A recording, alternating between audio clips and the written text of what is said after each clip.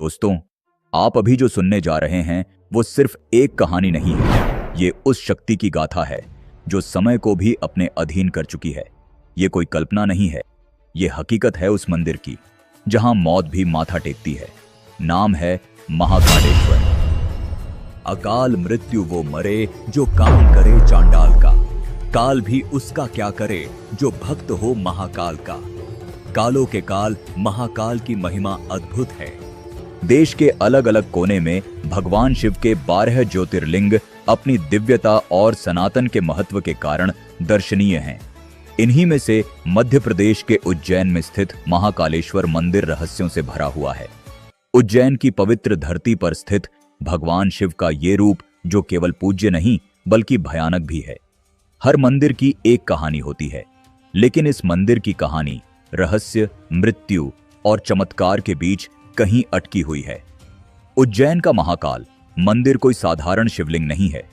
यह भारत के 12 ज्योतिर्लिंगों में से एक है, लेकिन इसका महत्व बाकी सभी से अलग है क्योंकि यहां विराजमान हैं कालों के भी काल महाकाल।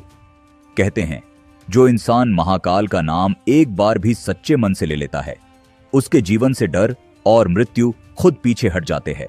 लेकिन क्या यह सिर्फ आस्था है या इसके पीछे छुपे हैं कुछ ऐसे रहस्य जिन पर विज्ञान भी खामोश है?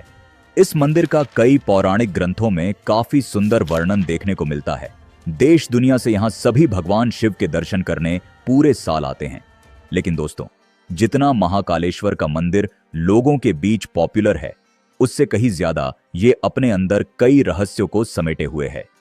तो सवाल यह उठता है कि वो कौन सी वजह थी जिसके कारण इस मंदिर में भस्म आरती इंसान की देह की राख से की जाती थी?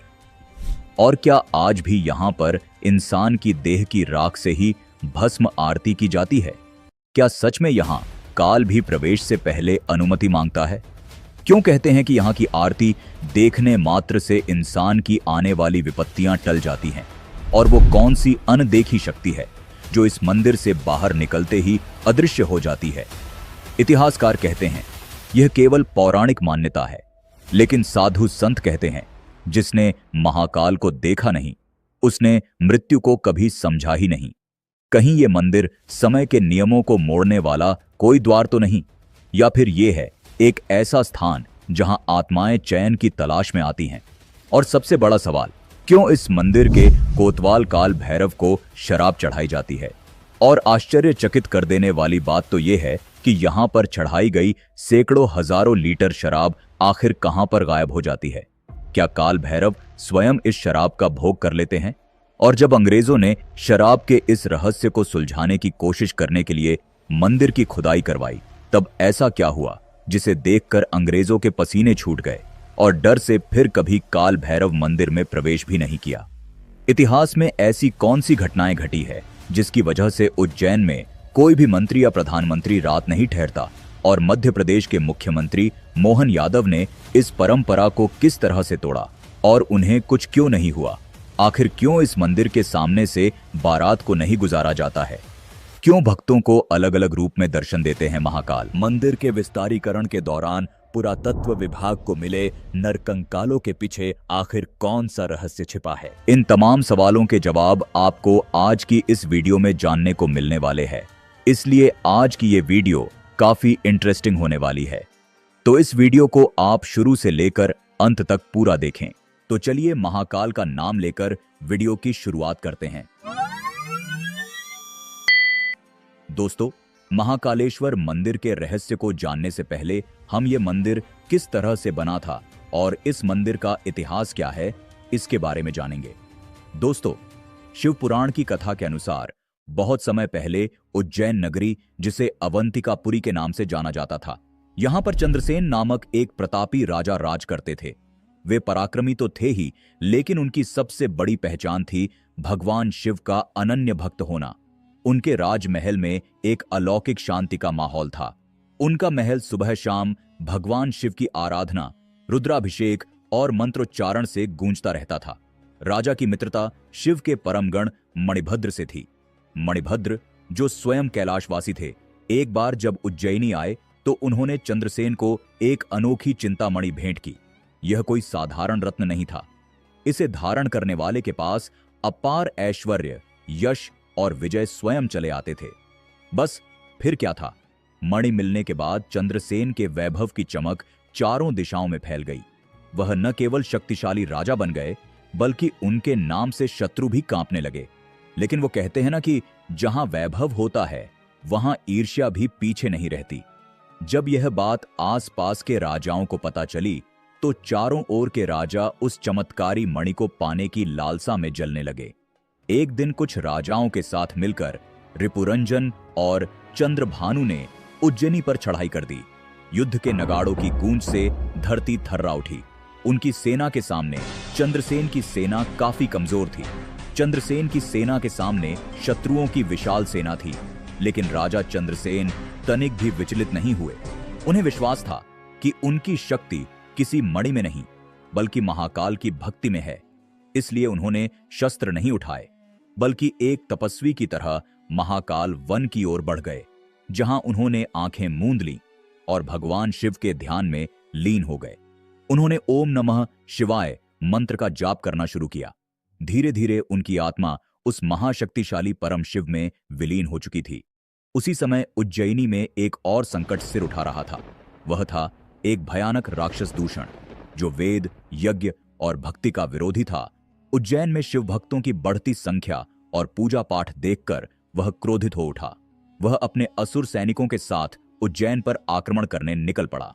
उसकी मंशा शिव भक्तों का अंत करना, मंदिरों को तोड़ना और भक्ति की जड़ें उखाड़ फेंकना और खुद को भगवान घोषित करना था। उसने उज्जैन की जनता पर अत्याचार करना शुरू कर दिया, जिसकी वजह से अवंतिका यानी कि उज्जैन की जनता में हाहाकार मच गया और वह यहां वहां अपनी जान बचाकर भागने लगे। अब अवंतिका दो दिशाओं से घिर चुकी थी, एक ओर लोभी राजा और दूसरी ओर राक्षसी शक्ति। शहर भय, आशंका और अराजकता में डूब चुका था। इसी दौरान आक्रमण के भय के कारण अवंतिका के एक कोने से एक विधवा गोपी अपने 5 साल के बेटे के साथ आश्रय की तलाश में भटकती हुई उसी महाकाल वन में पहुंच गई। उसने देखा कि एक राजा, जिसने जरूर ऐश्वर्य का जीवन जिया होगा, अब साधक की तरह तपस्या में लीन है। यह दृश्य अद्भुत था। उसका बालक, जो उत्सुक और जिज्ञासु था, राजा को शिव की भक्ति में देखकर मंत्रमुग्ध हो गया। वह भी वहीं थोड़ी दूर बैठ गया और एक छोटा सा शिवलिंग बनाकर उसकी पूजा करने लगा। फूल, जल, बेलपत्र जो भी पास मिला वह शिवलिंग पर चढ़ाता गया। धीरे धीरे वह शिव भक्ति में इतना खो गया कि मां की आवाजें भी उसे सुनाई नहीं दे रही थीं। उसकी मां बार बार बुलाती रही, आजा बेटा, भूख लगी होगी। लेकिन बालक का मन अब शिव में रम चुका था। अंत में मां का धैर्य जवाब दे गया। वह वहां पहुंची जहां उसका बेटा पूजा कर रहा था। क्रोध में आकर उसने पूजा की सारी सामग्री फेंक दी और बालक को पीटने लगी। यह क्या पागलपन है। लेकिन तभी कुछ चमत्कारिक घटा। अचानक वहां एक दिव्य तेज उत्पन्न हुआ। आकाश में घंटियों की ध्वनि गूंज उठी। तेज रोशनी के बीच एक भव्य मंदिर का निर्माण होता दिखाई दिया और जब सब शांत हुआ तब उस जगह एक दिव्य शिवलिंग प्रकट हो चुका था, जिस पर वही फूल और बेलपत्र छड़े हुए थे जो उस बालक ने पहले चढ़ाए थे। शिव स्वयं प्रकट हो गए। उनकी कृपा उस मासूम भक्त पर बरस पड़ी थी। मां हैरान रह गई थी, लेकिन उसने पहली बार जाना कि सच्ची भक्ति न उम्र देखती है, न साधन, वो बस भाव देखती है। यह घटना जंगल में आग की तरह फैल गई। जब यह समाचार चंद्रसेन को मिला तब वे दौड़े दौड़े उस स्थान पर पहुंचे। उन्होंने देखा कि शिव स्वयं एक दिव्य लिंग रूप में प्रकट हुए हैं। उनकी आंखों से आंसू बह निकले। उनका विश्वास, उनकी तपस्या, उनकी भक्ति अब मूर्त रूप में सामने थी। लेकिन यह सिर्फ भक्त की परीक्षा नहीं थी, यह राक्षस दूषण के अंत का समय भी था। जैसे ही शिव प्रकट हुए उन्होंने अपना रौद्र रूप धारण कर लिया और महाकाल बन गए। उनकी जटाएं आकाश तक फैल गईं, त्रिनेत्र से अग्नि निकली और हाथों में त्रिशूल लिए वह दूषण की ओर बढ़े और पल भर में ही दूषण और उसकी असुर सेना का अंत हो गया। उस क्षण जो चमत्कार घटा था उसने युद्ध की आग को भी शांति में बदल दिया। जो राजा अभी तक मणि के लोभ में उज्जैनी को रौंदने चले थे, अब उसी धरती पर महाकाल की महिमा के आगे झुक गए थे। उनके हाथों के शस्त्र गिर चुके थे और सिर शिव के चरणों में झुक चुका था। तभी से उज्जैन में महाकालेश्वर ज्योतिर्लिंग की स्थापना हुई और एक परंपरा जन्मी। जैसे काशी के राजा बाबा विश्वनाथ हैं, वैसे ही उज्जैन के राजा भगवान महाकाल हैं। आज भी उज्जैन की हर सुबह शिव के नाम से शुरू होती है और हर रात महाकाल की आरती के साथ समाप्त होती है, क्योंकि वहां का राजा न कोई मनुष्य है, न कोई सिंहासन पर बैठता है। वहां के राजा स्वयं महाकाल हैं। पौराणिक दृष्टिकोण से तो हमने जान लिया है कि महाकालेश्वर मंदिर का निर्माण कैसे हुआ था, लेकिन इस मंदिर ने भी बहुत सारे उतार चढ़ाव देखे हैं, जिसमें मुगल काल में बहुत बार इस मंदिर को नुकसान पहुंचाने का प्रयास किया गया। कहा जाता है कि 1235 में महाकालेश्वर मंदिर को दिल्ली के सुल्तान इल्तुतमिश ने पूरी तरह से नष्ट कर दिया था। इस बारे में हम सभी जानते हैं कि किस तरह मुस्लिम आक्रांताओं ने हिंदू धर्म को मिटाने के लिए उनके धार्मिक स्थलों को नष्ट करके वहां पर मस्जिदों का निर्माण करवाया था। उस समय महाकालेश्वर मंदिर लोगों के लिए आस्था का एक केंद्र माना जाता था, लेकिन जब इल्तुतमिश को इस बारे में सूचना मिली तो उसने तुरंत अपने सिपाहियों को मंदिर ध्वस्त करने का आदेश दिया।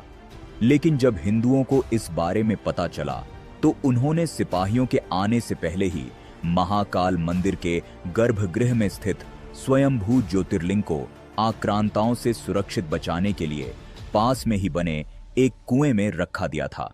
इसके बाद औरंगजेब ने मंदिर के अवशेषों से वहां एक मस्जिद का निर्माण करवा दिया था। मंदिर टूटने के बाद करीब 500 सालों से अधिक समय तक महाकाल का मंदिर जीर्ण शीर्ण अवस्था में रहा और ध्वस्त मंदिर में ही महादेव की पूजा आराधना की जाती रही।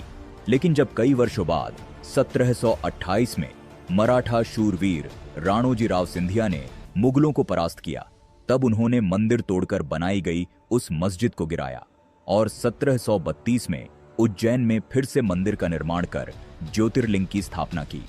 तो चलिए दोस्तों, अब इतिहास और पौराणिक कथा के बाद अब हम बात करते हैं एक एक करके महाकालेश्वर मंदिर से जुड़े हुए तमाम रहस्यों के बारे में। नंबर 1, रहस्यमयी स्वयंभू शिवलिंग। महाकालेश्वर मंदिर में जो शिवलिंग मौजूद है उसके बारे में कहा जाता है कि यह स्वयं उत्पन्न हुआ है, इसको किसी के द्वारा स्थापित नहीं किया गया है। यहां पर शिवलिंग कैसे प्रकट हुआ था, इसके बारे में हमने आपको वीडियो में पहले ही बता दिया है। महाकालेश्वर मंदिर में जो भी श्रद्धालु आता है उसे खुद अनुभूति होती है कि वास्तव में यहां पर मौजूद शिवलिंग देवीय ऊर्जा से भरपूर है। भक्तों का मानना है कि महाकालेश्वर के शिवलिंग में उनकी गहरी इच्छाओं को पूरा करने और उन्हें बुरी शक्तियों से सुरक्षा प्रदान करने की शक्ति है। महाकालेश्वर मंदिर के शिखर के ठीक ऊपर कर्क रेखा गुजरती है, इसलिए इसे पृथ्वी का नाभिस्थल भी कहा जाता है। सावन के महीने में दूर दूर से लोग महाकालेश्वर मंदिर आते हैं। पवित्र महीने के सोमवार को महाकाल के दर्शन बेहद शुभ माने जाते हैं। यहां कण कण में शिव का वास है। यह भक्ति, आस्था और आराधना का वह दरबार है जहां भक्तों के सभी कष्टों का निवारण होता है और अंत में मोक्ष प्राप्त होता है। महाकालेश्वर मंदिर के ज्योतिर्लिंग की सबसे खास बात यह है कि ये एकमात्र दक्षिण मुखी ज्योतिर्लिंग है। हिंदू धर्म शास्त्रों के अनुसार दक्षिण दिशा मृत्यु और परलोक से जुड़ी है। यही वजह है कि महाकाल के रूप में भगवान शिव इस दिशा में मुख किए हुए बैठे हैं। यह अनूठी विशेषता महाकालेश्वर को अन्य 11 ज्योतिर्लिंगों से अलग बनाती है, जो इसे एक महत्वपूर्ण आध्यात्मिक स्थल बनाती है। नंबर 2, नागचंद्रेश्वर मंदिर से जुड़ा रहस्य। उज्जैन का महाकाल मंदिर 3 तलों में बना हुआ है। सबसे नीचे वाले तल में, जहां पर साक्षात महादेव का ज्योतिर्लिंग स्थापित है, वही मध्य तल में भगवान शिव को ओंकारेश्वर के रूप में पूजा जाता है। वही सबसे ऊपरी तल पर नागचंद्रेश्वर मंदिर है, जो साल में सिर्फ एक बार नाग पंचमी पर खुलता है। ऐसी मान्यता है कि तक्षक नाग आज भी गुप्त स्थान पर यहां रहते हैं। यहां जो प्रतिमा स्थापित है वो मराठा काल की है। इस प्रतिमा में भगवान शिव देवी पार्वती के साथ शेषनाग पर विराजित हैं। विश्व में अन्य कहीं पर भी ऐसी प्रतिमा देखने को नहीं मिलती है। नंबर 3, मंदिर का राजा विक्रमादित्य से संबंध। दोस्तों, राजा विक्रमादित्य को इतिहास के सबसे महान राजाओं में से एक माना जाता है, जो अपनी बुद्धि, वीरता और भगवान शिव की भक्ति के लिए जाने जाते हैं। ऐसा माना जाता है कि विक्रमादित्य नियमित रूप से महाकाल से आशीर्वाद लेने के लिए महाकालेश्वर मंदिर आते थे। विक्रमादित्य के साथ मंदिर का जुड़ाव ऐतिहासिक महत्व को और बढ़ा देता है, क्योंकि यह राजा की भक्ति और उनके शासनकाल के दौरान मंदिर के महत्व का प्रमाण है। विक्रमादित्य और मंदिर के साथ उनके जुड़ाव के बारे में कई कहानियां और किंवदंतियां पीढ़ियों से चली आ रही हैं, जो उज्जैन की सांस्कृतिक विरासत को मजबूत करती हैं। बेताल पचीसी और सिंहासन बत्तीसी जैसी कथाओं में विक्रमादित्य और महाकाल के संबंधों का वर्णन है। यह कथाएं बताती हैं कि विक्रमादित्य अपने निर्णयों से पहले महाकाल की आज्ञा लेते थे। नंबर 4, शराब से जुड़ा रहस्य। उज्जैन शहर से महज 8 किलोमीटर की दूरी पर स्थित काल भैरव मंदिर आज करोड़ों लोगों के लिए आस्था का केंद्र है। जो भी भक्त महाकालेश्वर के दर्शन करने के लिए पहुंचते हैं, वह अवश्य ही काल भैरव मंदिर जाते हैं, क्योंकि बिना काल भैरव मंदिर जाए महाकालेश्वर के दर्शन अधूरे माने जाते हैं। मंदिर के पुजारियों के अनुसार इस मंदिर का वर्णन स्कंद पुराण के अवंती खंड में मिलता है। इस मंदिर में भगवान काल भैरव के वैष्णव स्वरूप का पूजन किया जाता है। काल भैरव भगवान शिव के रौद्र और तांत्रिक रूप हैं।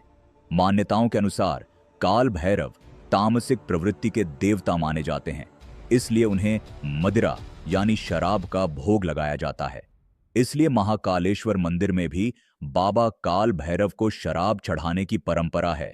इस मंदिर में शराब चढ़ाने का प्रचलन सदियों से जारी है, लेकिन आज तक ये कोई भी नहीं जान सका कि बाबा काल भैरव को जो शराब चढ़ाई जाती है, आखिर वह जाती कहां है, क्योंकि भक्तों का मानना है कि जो शराब बाबा काल भैरव को चढ़ाई जाती है, उसे स्वयं काल भैरव ही पी जाते हैं। इसके पीछे का कारण है वहां से शराब का गायब हो जाना है। पुजारी शराब से भरा कटोरा भैरव के मुंह के सामने कर देते हैं और देखते ही देखते वह शराब मूर्ति के होठों से गायब हो जाती है। ऐसा लगता है मानो मूर्ति शराब पी रही हो। सबसे चौंकाने वाली बात यह है कि मूर्ति में कहीं कोई सुराख या आउटलेट नजर नहीं आता, फिर भी शराब गायब हो जाती है। ब्रिटिश काल में एक अंग्रेज अफसर कैप्टन हंटर ने इस चमत्कार को धोखा मानते हुए शराब का पता लगाने के लिए मंदिर की खुदाई करा दी थी और मूर्ति को तुड़वाने की कोशिश भी की थी, लेकिन उसके हाथ कुछ भी नहीं लगा। इस घटना के महज कुछ ही दिनों बाद अंग्रेज अफसर की रहस्यमयी तरीके से मौत हो गई। इस घटना के बाद ब्रिटिश सरकार ने मंदिर परिसर में किसी भी तरह की छेड़छाड़ करने से मना कर दिया। लेकिन अंग्रेजों की तरह इस रहस्य को उजागर करने की कोशिशें कुछ भारतीय वैज्ञानिकों, पत्रकारों और विदेशी पर्यटकों ने भी की थी। 1916 के दशक में कुछ भारतीय वैज्ञानिकों और पुरातत्व विभाग से जुड़े विशेषज्ञों ने मंदिर की मूर्ति और संरचना का निरीक्षण किया। उन्होंने मूर्ति में छेद या पाइपलाइन की जांच करने की कोशिश की, क्योंकि उनको ऐसा लगता था कि मूर्ति के अंदर कोई पाइपलाइन जुड़ी हुई है, जिसके जरिए से शराब कहीं एक जगह पर जमा होती होगी। आधुनिक उपकरणों से स्कैनिंग भी की गई, लेकिन शराब का कहीं भी जमा होने का उन्हें कोई भी बहाना नहीं मिला। इसी तरह से कुछ जर्मन और फ्रेंच डॉक्यूमेंट्री टीमों ने काल भैरव मंदिर पर वीडियो बनाए। उन्होंने HD कैमरों और माइक्रोफोन से मूर्ति की हरकतें रिकॉर्ड करने की कोशिश की, लेकिन कैमरे में मूर्ति के होठों से शराब गायब होती देखी गई, लेकिन उन्हें कोई छेद नजर नहीं आया। एक ब्रिटिश टीम ने इसे a case of collective divine illusion कहकर संबोधित किया, यानी ये आस्था और रहस्य का अद्वितीय मिश्रण है। डॉक्टर वाकणकर तुरंत एक अपनी टीम को लेकर विक्रम विश्वविद्यालय से खुदाई करने पहुंचे और खुदाई की जमीन के अंदर तक, और देखा कि वहां पर कहीं भी वो वाइन उन्हें दिखाई नहीं देती है। आज भी टैंकरों से, यानी कि कहा जाता है कि निरंतर अगर कोई पाइपलाइन भी लगा दी जाए काल भैरव के मुख पर, तो वो वाइन कहाँ जाती पता नहीं चलती है। तो ये एक दुर्लभ प्रतिमा है जिसमें वाइन को गायब करने की शक्ति है, क्षमता है, तो यह एक देवी शक्ति ही कह सकते हैं। इसके अलावा कई पत्रकारों ने काल भैरव मंदिर की रिपोर्टिंग की। खासकर टीवी चैनल्स जैसे आज तक, एनडीटीवी, हिस्ट्री टीवी, 18 आदि ने इस पर कार्यक्रम चलाए। लेकिन हर रिपोर्ट का निष्कर्ष यही रहा कि यह आस्था, तंत्र और चमत्कार का सम्मेलन है जिसे आज तक विज्ञान पूरी तरह नहीं समझ पाया है। कहा जाता है कि जब औरंगजेब के सैनिक काल भैरव मंदिर को नष्ट करने के लिए पहुंचे, तब अचानक कई सारे कुत्ते एक झुंड में प्रकट हुए और सैनिकों पर हमला कर दिया। कुत्तों के काटने से कई सैनिक घायल हो गए और उनमें से कुछ पागलपन का शिकार हो गए। यह घटना इतनी भयावह थी कि सैनिकों ने एक दूसरे पर हमला करना शुरू कर दिया। औरंगजेब के सैनिक आपस में ही एक दूसरे को मारने, पीटने और काटने लगे। ये देखकर औरंगजेब घबरा गया और उसने अपने अंगरक्षकों को आदेश दिया कि वे उन सैनिकों को मार दें जो पागल हो गए हैं, ताकि वे अन्य सैनिकों या स्वयं औरंगजेब पर हमला न कर सकें। इस घटना के बाद औरंगजेब ने काल भैरव मंदिर पर आक्रमण का विचार त्याग दिया और वहां से लौट गया। इस मंदिर में जब किसी भक्त को कोर्ट केस मुकदमे में सफलता हासिल होती है, तब वह बाबा के दरबार में आकर मावे के लड्डू का प्रसाद चढ़ाते हैं। तो वहीं जिन भक्तों की सूनी गोद भर जाती है, तब वे यहां बाबा को बेसन के लड्डू और चूरमे का भोग लगाते हैं। प्रसाद चाहे कोई भी क्यों न हो, बाबा के दरबार में आने वाले हर भक्त सवाली होता है और बाबा काल भैरव अपने आशीर्वाद से उसके कष्टों को हरने वाले देवता है। महाकाल की नगरी होने से काल भैरव को उज्जैन नगर का सेनापति भी कहा जाता है। काल भैरव को शत्रुनाशक भी कहा जाता है। यहां मराठा काल में महादजी सिंधिया ने युद्ध में विजय के लिए भगवान को अपनी पगड़ी अर्पित की थी। पानीपत के युद्ध में मराठों की पराजय के बाद तत्कालीन शासक महादजी सिंधिया ने राज्य की पुनर्स्थापना के लिए भगवान के सामने पगड़ी रखती थी। उन्होंने भगवान काल भैरव से प्रार्थना की कि युद्ध में विजयी होने के बाद वे मंदिर का जीर्णोद्धार करेंगे और फिर काल भैरव की कृपा से महादजी सिंधिया सभी युद्धों में विजय हासिल करते चले गए। इसके बाद उन्होंने मंदिर का जीर्णोद्धार करवाया। तब से मराठा सरदारों की पगड़ी भगवान काल भैरव के शीश पर पहनाई जाती है। नंबर 5, भस्म आरती से जुड़ा रहस्य। दोस्तों, भारत के ज्यादातर मंदिरों के अंदर भगवान की जब भी आरती की जाती है तो दिए की बाती को प्रज्वलित करके की जाती है। लेकिन महाकालेश्वर मंदिर में जब भगवान शिव की आरती की जाती है, तब वह भस्म की राख से होती है। भस्म किसी भी वस्तु का अंतिम रूप होता है, चाहे वह इंसान हो या लकड़ी या कोई भी वस्तु जलने के बाद हमें अंत में भस्म ही प्राप्त होती है। महाकालेश्वर मंदिर में की जाने वाली भस्म आरती हिंदू पूजा में सबसे अनोखी और मनमोहक रस्मों में से एक है। इसे देखने दूर दूर से हजारों लाखों की संख्या में लोग यहां पर आते हैं। यह आरती हर सुबह लगभग 4 बजे की जाती है और इसमें भगवान शिव को पवित्र भस्म चढ़ाई जाती है। इस अनुष्ठान को वास्तव में आकर्षक बनाने वाली बात यह है कि भस्म जले हुए कपिला गाय के गोबर, शमी, पीपल, बड़ और अमलतास से बनाई जाती है। लेकिन पुराने समय में इसे श्मशान घाट पर पहली चिता की राख से बनाया जाता था। जी हां, यह सच है। पहले यहां पर इंसान की देह की पहली चिता की राख से ही भस्म आरती की जाती थी। लेकिन कुछ कारणों से अब इंसानी चिता की राख से भस्म आरती करना बंद कर दिया गया है। लेकिन कुछ लोगों का मानना है कि यहां आज भी इंसान की चिता की राख से ही भस्म आरती होती है, लेकिन इस बात को गुप्त रखा जाता है। इंसानी चिता की राख से भस्म आरती की परंपरा हजारों वर्ष पहले शुरू हुई थी, जब उज्जैन को अवंतिका कहा जाता था और यह क्षेत्र महाकाल वन कहलाता था। यहाँ पर भस्म आरती को देखने के लिए सैकड़ों हजारों की संख्या में भक्त आते हैं, जो इसे देखने को बड़ा सौभाग्य मानते हैं।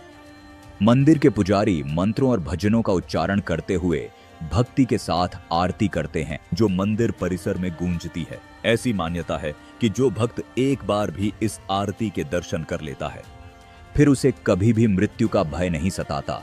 लेकिन दोस्तों, महाकालेश्वर मंदिर में होने वाली भस्म आरती को केवल पुरुष ही देख सकते हैं।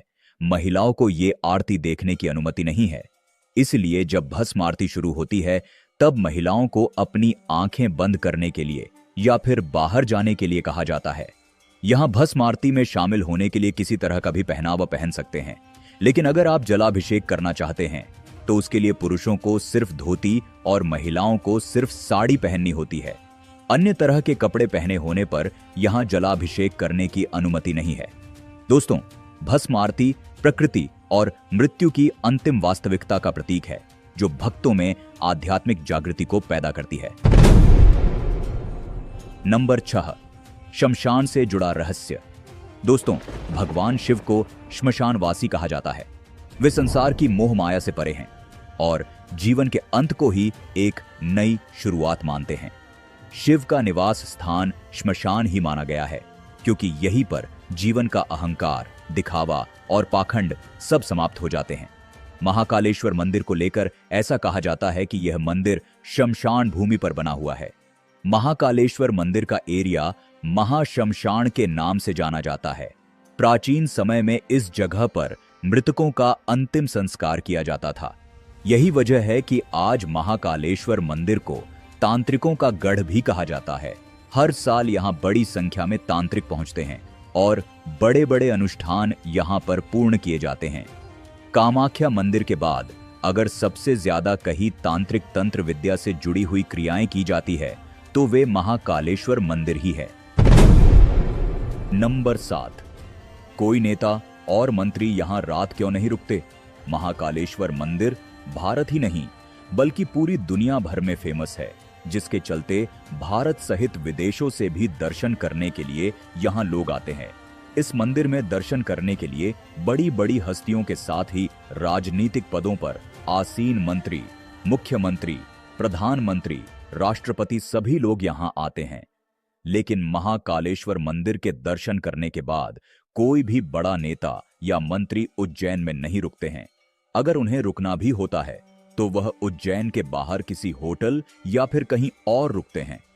अब आप सोच रहे होंगे कि ऐसा क्यों, तो आपको बता दें, जो भी नेता या मंत्री यहां पर रात में विश्राम करता है उसकी सत्ता चली जाती है, और ऐसा एक बार नहीं कई बार हो चुका है। ऐसे में उज्जैन में कोई भी मंत्री, मुख्यमंत्री, प्रधानमंत्री, राष्ट्रपति रुकने से डरते हैं। लंबे समय से यह मान्यता चली आ रही है कि जो भी मंत्री, मुख्यमंत्री, प्रधानमंत्री या फिर राष्ट्रपति यहां महाकाल बाबा के दर्शन करने के बाद रात गुजारता है तो उसकी सत्ता में वापसी नहीं हो पाती है। कहा जाता है कि बाबा महाकाल खुद राजाधिराज है। ऐसे में उनके दरबार में 2 राजा नहीं रुक सकते हैं। अगर कोई गलती से रुक भी जाता है तो उसके लिए मुश्किलें काफी ज्यादा बढ़ जाती हैं। कहा जाता है कि यहां महाकाल बाबा के दर्शन के बाद किसी नेता को नहीं रुकना चाहिए, क्योंकि इससे कुर्सी छिनने का खतरा रहता है। इसका खामियाजा एक प्रधानमंत्री भुगत चुके हैं। जी हां, भारत के चौथे प्रधानमंत्री मोरारजी देसाई ने यह खामियाजा भुगता है। दरअसल वह उज्जैन में बाबा के दर्शन करने के बाद रात रुक गए थे, जिसके बाद दूसरे ही दिन उनकी सत्ता चले गई और उनकी सरकार गिर गई। इतना ही नहीं, कर्नाटक के मुख्यमंत्री येदियुरप्पा भी यहां रात रुक गए थे। ऐसे में उन्हें भी अपने पद से 20 दिनों के अंदर ही त्याग पत्र देना पड़ गया था। इन घटनाओं के चलते ये बात प्रबल हो गई कि उज्जैन में रात्रि विश्राम करना शासकों के लिए अशुभ हो सकता है। प्रधानमंत्री नरेंद्र मोदी भी महाकालेश्वर मंदिर के दर्शन करने के लिए कुछ समय पहले गए थे, लेकिन वह भी उज्जैन की नगरी में नहीं रुके थे। लेकिन मध्य प्रदेश के वर्तमान मुख्यमंत्री मोहन यादव, जो स्वयं उज्जैन के निवासी हैं, ने इस मान्यता को तोड़ते हुए 16 दिसंबर 2023 की रात उज्जैन में रात बिताई। उन्होंने कहा, मैं महाकाल का बेटा हूं, इसलिए रुक सकता हूं। उनका मानना है कि महाकाल पूरे ब्रह्मांड के राजा हैं और हम उनके केवल सेवक मात्र हैं, इसलिए उनके नगर में रुकने में कोई आपत्ति नहीं होनी चाहिए। उज्जैन में शासकों का रात्रि विश्राम न करने की परंपरा एक प्राचीन मान्यता पर आधारित है, जिसे समय समय पर विभिन्न घटनाओं से बल मिला है। हालांकि मुख्यमंत्री मोहन यादव ने इस मान्यता को चुनौती देते हुए उज्जैन में रात बिताई और इसे एक नई सोच के रूप में प्रस्तुत किया। नंबर 8, अलग अलग रूपों में देते हैं महाकाल बाबा दर्शन। दोस्तों, उज्जैन में विराजित महाकाल एक ही है, लेकिन वह अपने भक्तों को अलग अलग रूपों में दर्शन देते हैं। हर वर्ष और पर्व के अनुरूप ही उनका श्रृंगार किया जाता है। भगवान शिव के अलग अलग स्वरूपों का दर्शन करने के लिए हर साल लाखों की संख्या में लोग उज्जैन पहुंचते हैं। जैसे शिवरात्रि में वह दूल्हा बनते हैं, तो श्रावण मास में राजाधिराज बन जाते हैं। दिवाली में जहां महाकाल का आंगन दीपों से सज जाता है, तो होली में गुलाल से रंग जाता है। जहां ग्रीष्म रथु में महाकाल के मस्तक में मटकियों से जल गिरता है, तो कार्तिक मास में भगवान विष्णु को सृष्टि का कार्यभार सौंपने के लिए पालकी में विराजित हो जाते हैं। महाकाल के हर एक रूप को देखकर व्यक्ति मोहित हो जाता है। महाकालेश्वर मंदिर को उज्जैन का राजा माना जाता है और यह मान्यता है कि उनके सामने से कोई भी व्यक्ति घोड़े या अन्य सवारी पर नहीं जा सकता। विशेष रूप से बारातों में दूल्हा अक्सर घोड़े पर सवार होता है, जो महाकालेश्वर के सामने से सवारी करने के समान होता है। ऐसा करना अपशकुन माना जाता है और मान्यता है कि इससे अनहोनी हो सकती है। महाकालेश्वर मंदिर के सामने से बारात न निकालने की परंपरा सदियों पुरानी है। यह सिर्फ आस्था और सम्मान का प्रतीक है, जिससे यह सुनिश्चित किया जाता है कि कोई भी व्यक्ति महाकालेश्वर के सामने से सवारी करके न जाए। यह परंपरा आज भी उज्जैन में निभाई जाती है। हालांकि इस पर धार्मिक रोक नहीं है। नंबर 9, जूना महाकाल का रहस्य। महाकालेश्वर मंदिर के अंदर जूना महाकाल नाम का एक शिवलिंग मौजूद है, जो अपने रहस्यमय चमत्कार के चलते खूब चर्चा में रहता है। बताया जाता है कि आक्रमणकारियों के समय इस मंदिर में मौजूद असली शिवलिंग को कई बार नष्ट करने की कोशिश की गई थी, जिससे बचने के लिए पुजारियों ने असली यानी मुख्य शिवलिंग को यहां से हटा दिया और उसकी जगह पर एक दूसरा शिवलिंग रखकर पूजा करने लगे। लेकिन जब आक्रमणकारियों का खतरा मंदिर से टल गया, तो पुजारियों के द्वारा फिर से पुरानी वाली शिवलिंग को स्थापित किया गया। लेकिन अब जो दूसरा शिवलिंग बच गया था, उसका क्या किया जाए, तो काफी सोच विचार करने के बाद पुजारियों ने हटाई गई शिवलिंग को मंदिर के ही प्रांगण में स्थापित कर दिया और तब से इसे जूना महाकाल के नाम से जाना जाता है। हर साल महाकाल की सवारी से पहले सबसे पहले पूजन जूना महाकाल का ही होता है। ये परंपरा आज भी जारी है। आम लोग इसे नजरअंदाज करते हैं क्योंकि फोकस सिर्फ मुख्य ज्योतिर्लिंग पर रहता है, लेकिन जो साधना की गहराई जानते हैं वो कहते हैं महाकाल दर्शन से पहले जूना महाकाल के दर्शन करोगे तो हर बाधा खुद जलकर राख हो जाएगी। नंबर 10, गुप्त मंदिरों से जुड़ा रहस्य। दोस्तों, उज्जैन में महाकाल मंदिर अपनी एक अलग ही भव्यता रखता है, जिसके चलते उज्जैन महाकालेश्वर मंदिर के विस्तारीकरण के दौरान खुदाई में एक प्राचीन मंदिर के अवशेष मिले हैं। मंदिर परिसर में खुदाई के दौरान सैकड़ों साल पुराने अवशेष मिले हैं। मंदिर के नीचे मंदिर होने के प्रमाण मिले हैं। मूर्तियां, गुंबद का हिस्सा, मिट्टी के बर्तन समेत कई ऐसी प्राचीन चीजें मिली हैं जो कई रहस्यों को जन्म दे रही हैं। खुदाई के दौरान मिले अवशेषों के बाद अब लोगों के मन में तमाम तरह के सवाल आ रहे थे कि क्या महाकालेश्वर मंदिर के नीचे भी कोई दूसरा मंदिर मौजूद है। इन सभी सवालों को ध्यान में रखते हुए जब जांच की गई तो मंदिर के उत्तरी छोर में दूसरे मंदिर के प्रमाण मिले हैं, जिसमें उत्कृष्ट खंभे, आधार ब्लॉक, मंदिर के गुंबद के हिस्से और पत्थर के नक्काशीदार रथ शामिल हैं। ये अवशेष 11वीं और 12वीं शताब्दी के बीच के बताए जा रहे हैं। वहीं महाकाल मंदिर के दक्षिणी छोर के गर्भ में कई पुरानी दीवारें दबी मिली हैं। हालांकि इस रहस्य को अभी तक सरकार भी उजागर नहीं कर पाई है कि आखिर महाकालेश्वर मंदिर के नीचे एक और मंदिर का क्या राज है, लेकिन इसमें भी भोलेनाथ का कोई न कोई चमत्कार अवश्य छुपा होगा। मंदिरों के अवशेषों के साथ ही पुरातत्व विभाग को कुछ नरकंकाल भी मिले हैं। ये कंकाल किसके हैं और इसका मंदिर से क्या संबंध है, यह आज भी रहस्य ही है। 20 फीट की गहराई में खुदाई के दौरान बताया जा रहा है कि टुकड़ों में बिखरे पड़े नरकंकाल मिले हैं। पुरातत्व विभाग के अनुसार परमार कालीन शिव परिवार की मूर्तियों के साथ ही अब मानव हड्डियां भी मिल रही हैं। ये हड्डियां कब की हैं, इसकी जानकारी ऑस्ट्रोलॉजी अध्ययन के बाद ही सामने आ पाएगी। काफी रिसर्च करने के बाद भी पुरातत्व विभाग ये नरकंकाल किसके है इसका अभी तक पता नहीं लगा सका है। नंबर 11, महाकाल की शाही सवारी से जुड़ा रहस्य। हर साल श्रावण मास और भाद्रपद के पहले सोमवार तक महाकाल की टोटल 4 से 5 शाही सवारी निकाली जाती है, जो महाकालेश्वर मंदिर के द्वार से शुरू होकर शहर के मुख्य मार्गों से होते हुए रामघाट तक जाती है, जहां शिव जी को क्षिप्रा नदी में स्नान करवाया जाता है। सवारी शाम 4 बजे के बाद शुरू होती है और रात तक चलती है। लेकिन महाकालेश्वर मंदिर में निकाली जाने वाली शाही सवारी के पीछे कुछ ऐसे रहस्य जुड़े हुए हैं जिनके बारे में शायद ही आप जानते हो। आपकी जानकारी के लिए बता दें कि सवारी में सबसे पहले चलते हैं काल भैरव, जो उज्जैन के कोतवाल हैं। माना जाता है कि बिना काल भैरव की अगुवाई के महाकाल कहीं नहीं जाते। वे पहले रास्ते को सुरक्षित करते हैं, फिर महाकाल निकलते हैं। कई तांत्रिकों का दावा है कि इस दिन सिर्फ भक्त ही नहीं बल्कि दूसरी दुनिया की शक्तियां भी शामिल होती हैं। इसीलिए इस दिन उज्जैन में तांत्रिक साधना चरम पर होती है। ऐसा माना जाता है कि महाकाल की सवारी का दर्शन काल से मुक्ति दिला सकता है। खासकर वे लोग जो कष्ट, रोग या मृत्यु भय से जूझ रहे होते हैं, उनके लिए यह दिन वरदान है। इसीलिए लाखों लोग जान जोखिम में डालकर भी सवारी में शामिल होते हैं। कई बार मूसलाधार बारिश, आंधी, तूफान या बिजली गिरने के बावजूद सवारी 1 सेकंड के लिए भी नहीं रुकती। मान्यता है कि काल भी रुक जाए, पर महाकाल की सवारी नहीं। जिस रास्ते से दिन में महाकाल गुजरते हैं, रात को वह रास्ता ऊर्जा संवेदनशील हो जाता है। तो दोस्तों, ये थे महाकालेश्वर मंदिर से जुड़े हुए सभी रहस्य जिनके बारे में आज हमने इस वीडियो में बात की।